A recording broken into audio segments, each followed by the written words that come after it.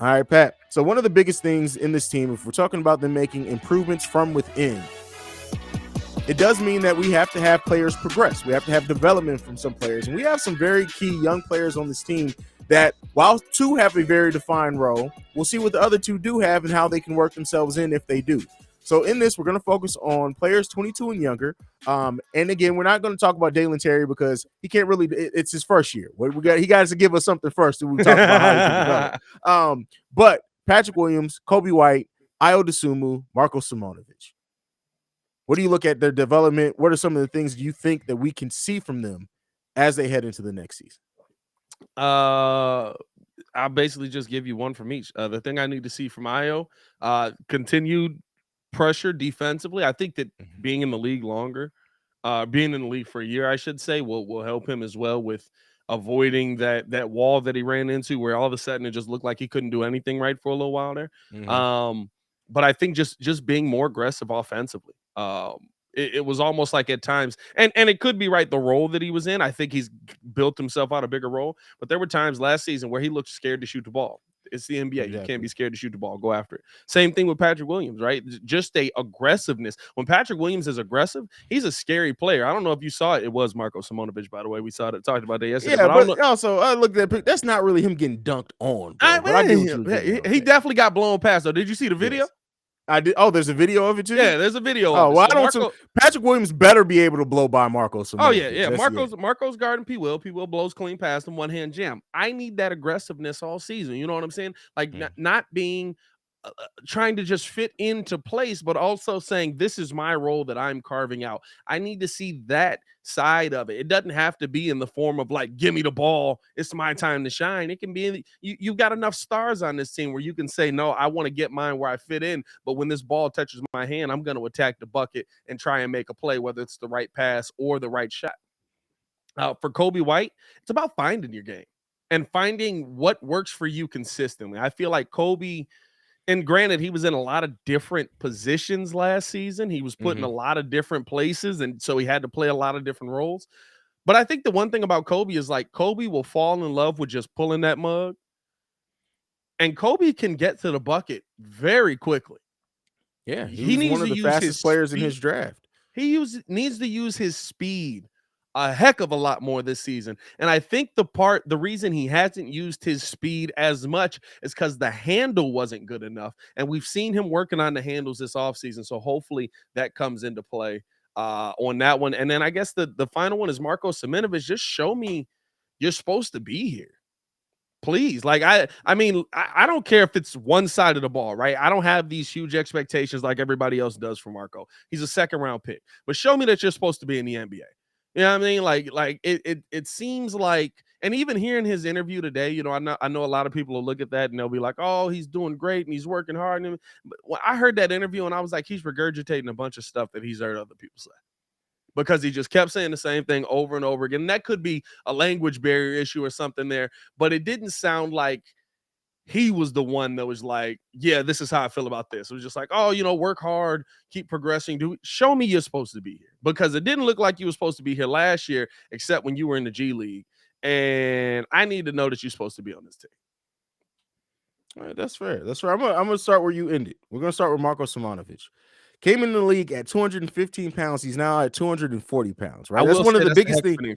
That is a heck of an increase, especially if that's mostly muscle. You know, the coaches down there said he's been in the gym every day. They also said Dalen Terry has been in the gym 2 to 3 times a day, and they had to kick him out of the gym a couple of times. Yeah. I love to hear that, bro. Yeah. Love to hear that. But, you know, Marco putting on that amount of weight, right? I'm sure that builds some confidence. That builds him, hopefully, realizing he's going to be stronger than some people in the now. We don't need Patrick Williams going down, crushing his confidence, blowing past him, but hopefully Marco isn't guarding a lot of 3s and 4s coming into the league next season. But one thing that I will say about Marco, the thing is that I know you said it sounds like he was regurgitating a lot that was said to him. I look at that more as a player that isn't as confident in his English, and that's probably why he's regurgitating more so. Could be a language barrier. Yeah, I think it's a language barrier thing, but put it on weight. We know the skill set that he flashed in the G League last season. We need to see what he does in Summer League this season. But I'm looking at Marco, like I said before, I'm looking at him to come in and just show, like you said it, just show that you belong in the NBA. Yeah. We'll deal with the rest down the stretch and let that go. First thing that we need to see from you is just show that you belong in the NBA and you can withstand the pressures of this game, right? Kobe White. Only thing I need to see from Kobe White is just be calm. And yes, they need to keep him in a particular role. And I looked at this differently, right? After we had talked about it. Maybe the Goran Dragic signing is just to say is that even if we do have an injury, Kobe's not going to be starting. We're going to have so many layers that Kobe, you are going to be coming off the bench, giving us 12 to 15 every single game, and let us see what you do with that.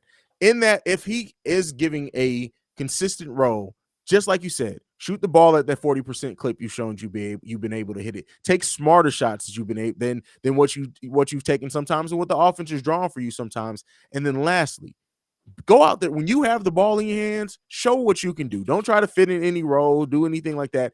Be you, be confident in what you can do, and you can grow in that role. Yeah. Last two, these are the biggest two. From Ayo Dosunmu, I need to see that confident, swaggy scorer that he showed he can be in college, right? And I'm not saying that a huge clip or anything. We know what Ayo can do defensively. He's shown it. He shut down some all-stars in this league defensively this season. He did hit that rookie wall, better conditioning. We expect that in the second season anyway, but I need to see him shooting the ball more confidently, not passing up open shots anymore down tough stretches of games because you lack that confidence. You are now a second-year player in this team. You are firmly a part of the Chicago Bulls' future, and you're about to get paid at the end of this season. So I need you to be confident in that, right? I need those things to happen from him. And then Patrick Williams. I need to see Ace staying healthy, which he played almost every game in his first season, and then he had some injuries in the second season. Let's see Patrick Williams stay healthy, which we broke know a hand do. trying to dunk on somebody. Exactly, I can live with exactly. it. But I need to see Patrick. If for some reason Billy Donovan isn't drawing up more plays for Patrick Williams, if he's not running more offense through Patrick Williams, I need to see Patrick Williams start calling for the ball. That's one thing I want. I want to see the confidence in Patrick Williams and his ability to start calling for the ball. And when he gets that ball, I need to see Patrick Williams take some fools off the dribble, especially since he's going to be playing. Everybody who says Patrick Williams isn't a power forward, we already talked about that. Pat got you guys last episode. I'm going to say this. Patrick Williams has so many advantages when he does play the pack because he's not fast at all, being a 3, but as a 4, that little bit of quickness, that it's a big difference there. So I need to see Patrick Williams put the ball on the floor, show his playmaking ability a little bit more, make those smart passes, but also when you get the shots, take the shots confidently. No more of that hesitation. You don't have the quickest release, so if you hesitate a little bit, you could have shot the ball twice with how slow his release is. We need to see you take that shot confidently, not hesitate, and just be out there and dominate physically. Like we all know that you can. You got tree trunks for legs. Your arms almost match your legs at this point. You got those long arms. We need to see you dominate, bro. That's my thing. That's what I want to see from the young players heading into next season. I'm not mad at it, dog. I mean, I guess the only question, right? Like when we're doing this, right? Are there expectations that are going on some of these players, right? That you feel like it's going to be hard for them to meet with the role that they're in, like Ayo, right? Based on what we've heard about where Billy Donovan's going to play him, he's going to be your backup PG. Can you get those shots up like we talk about when you're the backup PG? Now, taking shots and missing them, that's different, right? And he got a lot of open looks in the second half of that season that he just wasn't able to knock down. But when you're trying to play the point guard position, your job is technically to facilitate to Zach LaVine, DeMar DeRozan, Nikola Vucevic, Kobe White, those guys off of the bench. Do you think we'll see him get those kind of looks and get those attack the bucket shots on a consistent enough basis for us to feel good about it? Yeah, I think he's going to be given those opportunities. I do. I think Patrick. I think you're talking about Patrick Williams, right? Ayo Dosunmu. Oh, Ayo. Sorry. Ayo may very well be our starting point guard, but I think Ayo is going. Listen, that's just what I think. But I think Ayo is really going to be given the keys in a way with that second unit specifically, and be like, "Hey, listen, this is you, and until you show that you either can or can't do it, we're not going to change it. This is you. What can you do? You know the system now. This is your second year in this system, and a very similar system in what they run in Illinois. On top of that, what can you do?" Ayo having confidence, which he was already confident last season, but even more confidence, that alone is going to make him dangerous. On top of that, a year of learning some more tricks of the trade, watching more tape. Ayo's going to look. Here's what I'm going to say, because he's going to get enough minutes. You think Ayo can get in 6-man of the year consideration next season?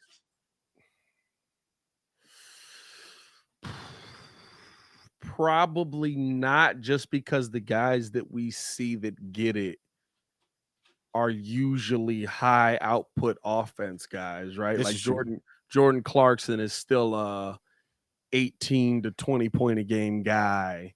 Lou Will was that way. Jay Crow was that way. So probably not, unless like he's one of the best two-way players in the NBA. Okay, that's fair. That's fair. So that's going to be tough for him, man.